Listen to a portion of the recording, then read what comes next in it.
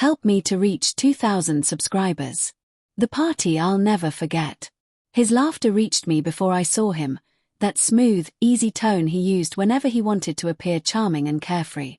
I stood near the edge of the ballroom, half hidden behind a mirrored pillar, watching his reflection shimmer through the glow of chandeliers and champagne glasses. He didn't know I was here. He thought I was still visiting my sister.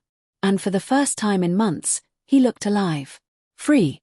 Her hand brushed his arm, casual, careless, the same way I used to touch him when we were still something worth touching.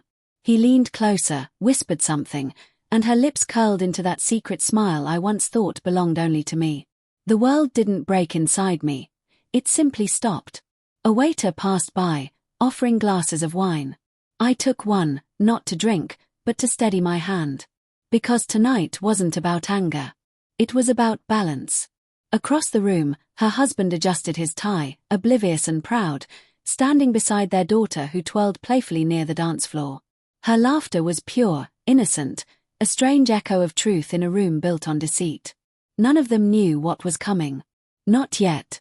I stepped forward, calm and deliberate. My reflection fractured across the mirrors, the image of a woman finally finding her line. It hadn't begun with shouting. Not even suspicion. It began with silence. He stopped asking if I'd eaten, stopped reaching for me in bed. His phone was always face down, always charging, always dead. I told myself it was work, stress, the slow erosion that creeps into long marriages. Then one evening, I came home earlier than expected. His cologne hit me before I turned the hallway corner, the one he only wore when he wanted to impress. He sat on the couch, hair damp, scrolling through his phone. "You're home early," he said, startled. "Flight got cancelled," I replied. The phone slipped slightly from his hand, and I saw it, a message flash across the top of the screen. "You taste like sin." My world didn't explode. It folded inward, neat and silent, like a secret collapsing into itself. That night, I kissed him goodnight, told him I loved him, and went into the bathroom. I sat there in the dark until dawn, memorizing the reflection of a woman who no longer existed. For weeks, I played my role, the loyal wife, the one who smiled through the decay. Each morning, he left a little earlier. Each night, he came home smelling faintly of lies. I began collecting fragments, receipts, hotel bookings, text messages, the way his laughter changed when he thought I wasn't listening.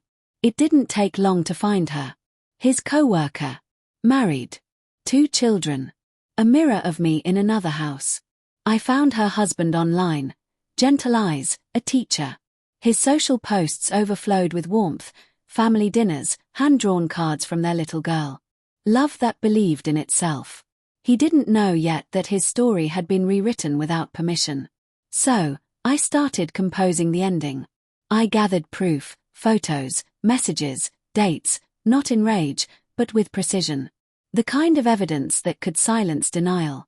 Then, one morning, I saw an invitation on his dresser. Company gala, formal guests welcome. Perfect.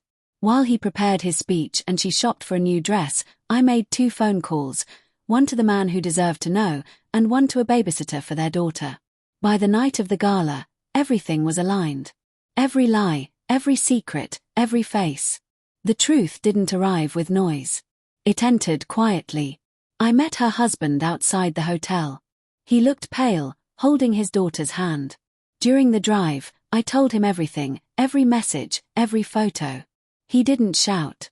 He just nodded once, like someone absorbing a terrible lesson from a familiar page. When we walked into the ballroom, I saw my husband first. His eyes froze. The glass in his hand tilted, catching the light. His lover turned crimson, then ghostly pale. Their laughter died mid-breath. Silence spread, heavy and suffocating. I didn't need to speak. The truth was loud enough. Her husband's face hardened, his daughter clutching at his sleeve. My husband opened his mouth, maybe to explain, maybe to plead, but no sound came.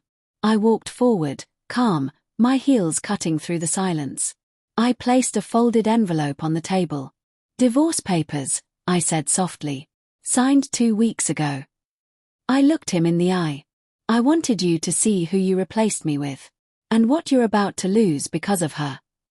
The other woman's husband stood beside me, expression unreadable. His daughter's eyes filled with questions she would never fully understand. My husband's tears came late, too late. "Please," he whispered. "No," I said simply. He reached for me, but I stepped back. Then I turned to the man beside me. "You and your daughter deserve better than this." We walked out together. Not as allies. Not as victims. Just as two people who had seen too much truth to ever go back to pretending. Behind us, the music faltered, laughter dissolved, and the party died before it ever truly began. Outside, the night was clean, cold, mercilessly honest, the kind that strips everything false. The man thanked me through trembling lips. I told him not to. "I didn't do it for revenge," I said quietly. "I did it for silence. For peace." As their car pulled away, their taillights glowed like fading embers in the dark. My phone buzzed, his name. I let it ring, then deleted it. Under the pale streetlight, I stood still, feeling the cold settle into my bones. Some endings don't need fire. They only need truth, the kind that burns quietly, leaving behind nothing but the calm of finality. That night, I knew he'd remember this forever. But me. I'd already forgotten him.